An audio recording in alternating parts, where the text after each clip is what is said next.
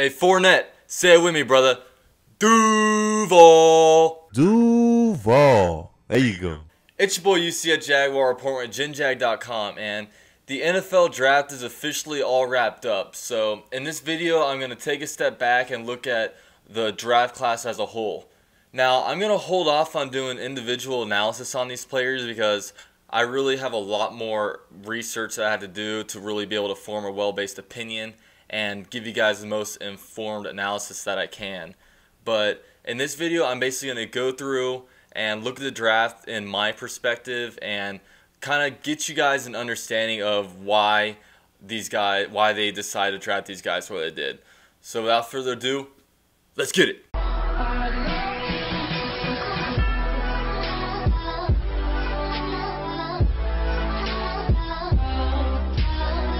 Now, in my opinion, draft classes have three different tiers. There's the first tier that consists of your first round pick. Then there's a second tier that consists of the picks between the rounds 2 and 4.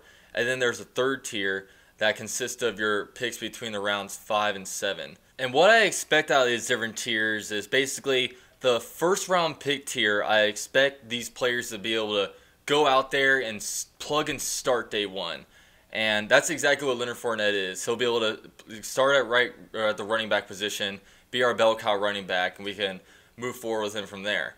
Now, the picks between the rounds 2 and 4, I expect these guys to not necessarily start, but be able to contribute in their first year, and then maybe eventually become starters in their second, third, or fourth year.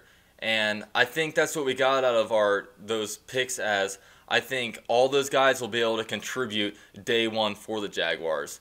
And then rounds 5 through 7, what you expect out of these guys is you hope that they can make the roster as a backup, as depth, and you hope that they can really contribute in special teams. And that's what I see out of these guys. We got the linebacker, he'll be able to contribute in special teams and provide depth where needed. Also our cornerback that we got. But let's go ahead and talk a little more in depth on these guys. Now, to be honest with you, I really do like this draft. A couple of my previous videos, I've mentioned my top 5 needs for the Jaguars. And my top 3 needs consisted of left guard, then it was defensive end, and then it was a running back. And then we literally addressed all those positions in the first 3 rounds. Now, there's a lot of speculation on what Cam Robinson is, whether he's going to be a left guard, left tackle, maybe move over to the right side. But in my eyes, I envision him as a left guard, but we'll get into a little more of that later. But other than that, that's one reason why I like this draft class. But let's go ahead and get into the individual players. So with the number 4 overall pick, the Jaguars drafted Leonard Fournette, a running back out of LSU. Now, if you weren't even a college football fan, you knew about Leonard Fournette. He was a very high profile, a very prolific player for LSU, and the dude was just a beast. He had a down year his last year because of that high ankle sprain he sustained earlier in the year, but his sophomore year was absolutely phenomenal. He rushed for 1,900 yards. He had 20 touchdowns, and 10 out of his 12 games he had over 100 yards rushing, and 4 out of his 12 games he had over 200 yards rushing. I mean, he was a beast. We really needed somebody like him for our team, averaging 162.5 yards per game, rushing yards per game, and that's just going to help us tremendously. It's going to help Blake Bortles, as Blake Bortles has never had a run game, and last year, as bad as he was, he had the second most passing attempts in the NFL of any quarterback. So bringing Leonard Fournette in here, I think, will be a tremendous help, add a new dimension to our offense. We've had a passing game in 2015, but we haven't had a running game since 2011. So I'm really excited about this pick. And then next up, we drafted Cam Robinson, the left tackle out of Alabama. Now, Cam Robinson was one of the top offensive linemen in the draft.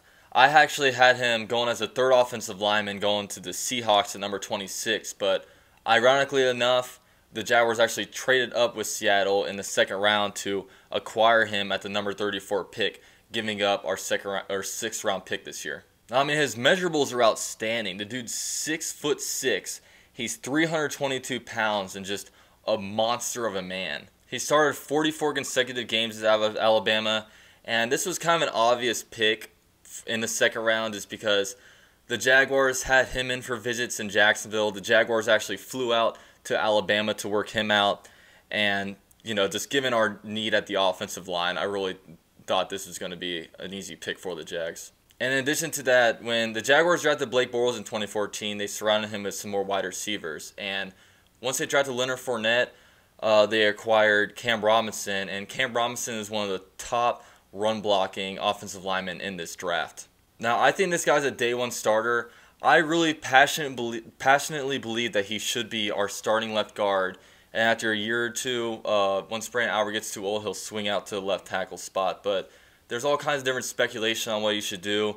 Maybe we might play musical chairs and move him out to the right tackle spot and move Parnell maybe to guard and move A.J. Cann out. But I really don't think you should mess up the stability of the line like that. I really think you should keep the right side of the line the same and just plug Brandon Albert and Cam Robinson in there at left guard. And then all of a sudden you have two very, very good run-blocking offensive linemen for your left side of the line to help out the guy that you drafted with the number 4 overall pick in Leonard Fournette. Now, Dave Caldwell said there's going to be a competition between Brandon Albert and Cam Robinson at the left tackle spot, but in my opinion, whatever happens is you have to have your best 5 offensive linemen on the field at the same time because you don't cycle these guys out like you do defensive line. So I really think Cam Robinson is one of our best 5 offensive linemen. So I see him as a day-one starter wherever he may go. Preferably for me, they'll move him to the left guard spot, but just keep him and Brandon Albert on the field at the same time and try to make something work like that. And then in the 3rd round, the Jaguars drafted Dawuane Smoot, the defensive end out of Illinois. Now, in my opinion, a pass rushing defensive end was a really overlooked position of need for the Jaguars. I had it as my number 2 position of need just because last year we were not able to get pressure on a quarterback enough and we weren't able to get enough sacks on these quarterbacks. Sure, we have some good players on the defensive line.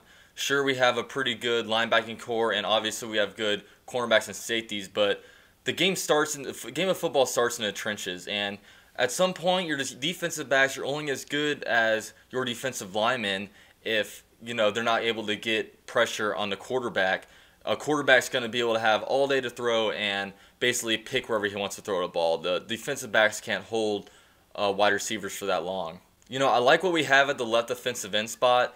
We have Dante Fowler, Yannick Ngakoue, and Jonathan Woodard. Still, he's a question mark. But at the right side, we have Calais Campbell, and that's about it. Now this guy will be able to back up Calais Campbell, but he'll still be able to make day-one impact. When Tom Coughlin was the coach over at the Giants, he won Super Bowls because he had fresh defensive linemen that he was always able to rotate in and out and whatnot. So defensive line was a really big need for us. I'm really glad we addressed it. And yeah, so with the next pick, we drafted wide receiver D.D. Westbrook out of Oklahoma. Now, when the Jaguars drafted a wide receiver, a lot of people's eyebrows kind of turned because people look at us as having a pretty good wide receiving core players, and also a lot of people were expecting us to draft a guard like Dorian Johnson. But keep in mind, this goes back into my philosophy of how there's 3 different football tiers, and tier number 2 is a tier that you expect to pretty much be able to play these players and get impact pretty much right off the bat. I have a good feeling we didn't go guard at this spot because the Jaguars pretty much already have envisioned what they want their starting offensive line to be in 2017. And with that said, I think they want a 4th-round pick to be able to have pretty much immediate impact on a team as opposed to him being a backup until somebody gets injured or somebody doesn't play well enough. And then going back to the whole us having a strong wide receiving core, I think Marquise Lee, Allen Hurns, and Allen Robinson are all great receivers, but we don't really have, all those guys are outside guys. We don't really have a true slot receiver right now. I mean, Rashad Green's a huge question mark after what happened last year. He's almost having an Ace Sanders effect where his very first year he did great, and then we were all very optimistic on year 2, but year 2 came and they just really dropped the ball and just weren't the same players that they were the year before. And then the 3rd year, Ace Sanders got cut, so I don't know what's going to happen with Rashad Green in that regards, but he's got to step up his play if he wants to be on the team. But Westbrook is a huge value guy. He dropped a little bit because of character concerns, but I guess they all took an educated risk on him, and hopefully he pays out. I mean, we see players pan out, like Tyreek Hill last year. They got him in the 7th round. He was an amazing guy, but Caldwell basically said he likes how he can take the top off of defense. So they really see him as a deep threat, and I think he's going to be our punt returner this year. But yeah, that wraps up our first and second tier of the NFL draft, of our draft class. I think all these guys are going to be playing day one and having a real big impact on the team this year and going forward. Now I'm going to go through the third tier of players real quickly. These are the players that were drafted between the rounds of 5 and 7 that I see more so playing in depth positions and just more so making a bigger impact on special teams. So we start off by drafting Blair Brown, a linebacker out of Ohio. This is a good pick. We needed some depth at linebacker, and also Tom Coughlin and Marone have put a big emphasis on getting our special teams right. So this guy is going to probably be a core 4 special teams player, play punt team, kick return team, field goal team, all that kind of stuff. So, and then next up we drafted a cornerback out of Minnesota named Jason Myrick. We also need some depth at cornerback. I mean, we have very good starters in what's called Jalen Ramsey. We have Boye, and then we have Aaron Colvin. Aaron Colvin's coming on a contract year, so I don't know if they may try to play this guy in slot, but one cool thing, this guy ran like a 4.28 in the NFL Combine. He was actually the fastest defensive back in the Combine, and we were able to grab him in the 7th round, so, let's see what we can do with that speed. And then lastly, we drafted Marquez Williams, a fullback out of Miami. This is a good grab just because because you knew they were going to get some kind of fullback via either college free agency or the draft, and they grabbed the fullback out of the New York Jets, and then now they grabbed this rookie. They basically grabbed him with their last pick of the 7th round, so they don't have to go out and try to really recruit this guy in college free agency. They'll be able to immediately bring him in and really compete for that spot. And I think if this guy doesn't make the active the roster, I think he'll definitely be a practice squad guy to either replace the fullback we have now or get called up whenever, or to be on the starting roster next year. But yeah, that was my basically draft class review. I'm going to be coming out with basically individual videos on all these players as I do more research and just watch more tape on these guys. I want to be able to come at you guys with the most informative analysis and, get you, I want to be able to make myself look more legitimate, obviously, with, better, well-based opinions and analysis. So definitely be on the lookout for that. I'm extremely excited that just the whole free agency and draft is over because, I don't consider, the reason why I started this channel is because I think I know a really good amount on the Jaguars. I'd almost consider myself an expert on the team, but I'm not necessarily an expert when it comes to the NFL or really with the draft prospects, stuff like that. I follow the Jaguars passionately. I know the most about them, so now I'm really excited to be able to have these guys, be able to do some research on them, get to figuring out what the Jaguars are going to be, their vision going forward in 2017 now that we have the core of our roster together. And yeah, man, I'm really excited about it. Go Jags, baby. And I'll be seeing you guys in my next video. Peace. Duval. There you go.